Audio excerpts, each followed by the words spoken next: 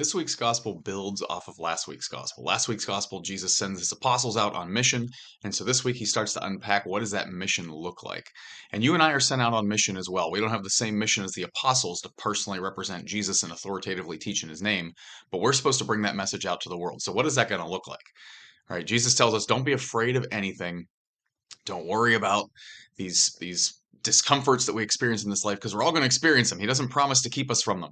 Right? He warns us stuff is going to happen to you in your body. Don't fear the one who can kill the body.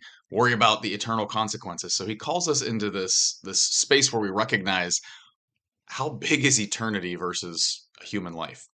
Right. And so, yeah, we're going to experience bodily discomfort. We're going to experience people who don't like our message, and we're going to experience difficult things. And not to make light of those, maybe you've experienced really big things in your life, and that is a big deal in the mind of God.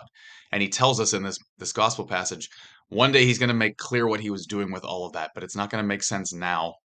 And just because we experience it does not mean he hasn't counted the hairs on your head. He doesn't see everything that happens to you. He doesn't know you intimately and love you deeply.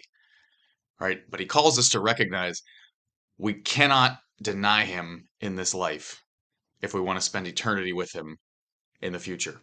And so that's our call as disciples. We have got to get out there with this message. We've got to tell other people the life changing, life saving message of Jesus Christ in a bold way and take whatever consequences come.